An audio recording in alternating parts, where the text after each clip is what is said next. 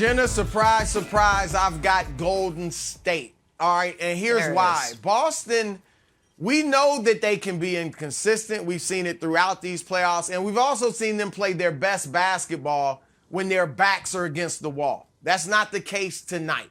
So in game ones, they haven't been great. They needed a buzzer-beating layup by Jason Tatum to beat Brooklyn. Then they lost game ones against Milwaukee and Miami, both by double figures. So they haven't been great. It'll take them, they seem to feel you out, make the necessary adjustments, things like that. And obviously, as I said in the last segment, there are going to be a lot of things they're going to have to adjust to tonight because they're facing the type of offense they really haven't faced this postseason.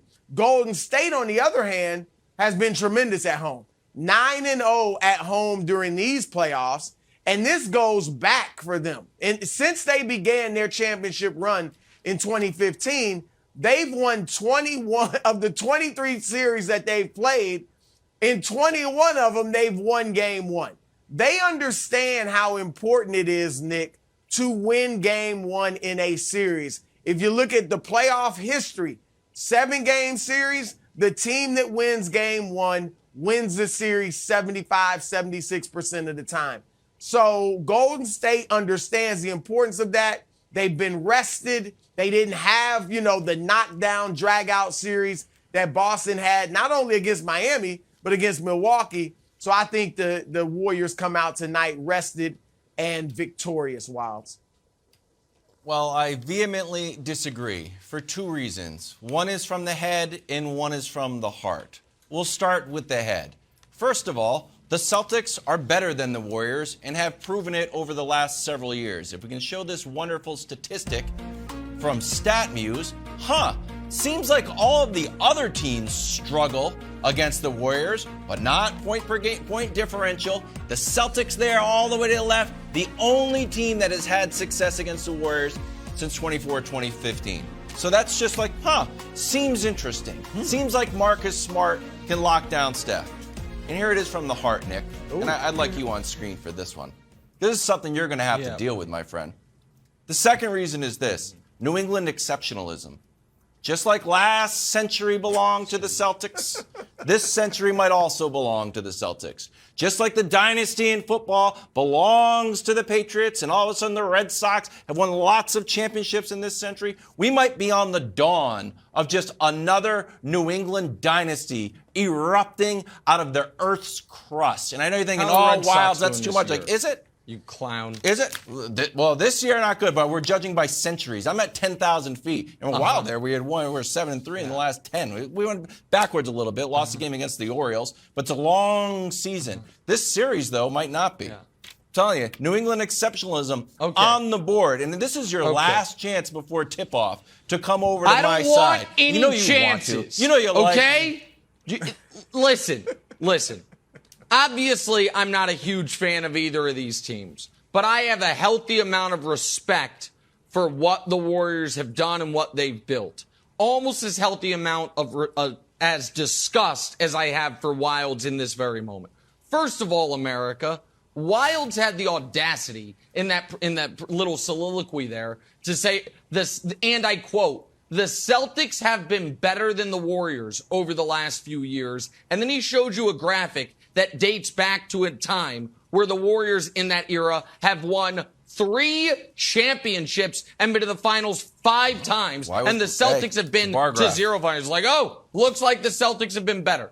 So I am picking the Warriors tonight, most notably because of rest. I think back-to-back 7-game series for Boston, and I think Bruce points about game ones matter. But you can put everyone back on the screen if you don't mind, because the other reason, that's the head reason. I will also do the Wilds, head versus heart. The other reason I'm going with the Warriors tonight in this series is because Wilds doesn't deserve this. Wilds has had two takes all year that were consistent, and they both were an absurdity. The first one was the Orlando Magic will be frisky and might make the play-in. The Orlando Magic got the number 1 pick of the draft. The only other take he never wavered on was LeBron James is not the NBA's MVP. but no one was arguing he was the NBA's MVP. Right. Wild just kept shouting it into the void, trying to get someone to take the other side of the argument that wasn't LeBron James's coach desperately trying to hang on to his job. His other basketball takes have been, because I've jotted a few of them down. The Memphis Grizzlies and Ja Morant are going to go to the finals. Ja's the MVP. He abandoned that 2 games into the playoffs. The Celtics, who Not he loves in round 1, if I remember correctly, when we were doing a Brooklyn-Boston prediction, Wilds refused to give one because the Brooklyn Nets were a great white shark. You remember that one? And then in round 2, he declared Boston done for a decade and was pitching in the meeting, Brew, that we need to discuss a break up Tatum and Brown segment. That's not 4.5 weeks ago. Oh, it's true. It's all true. So it's not just that the greater New England area with their terrible Broussard. coffee and their bad accents and their obnoxiousness. The Celtics fans are always like, oh, Lakers fans, you claim 5 titles from Minneapolis.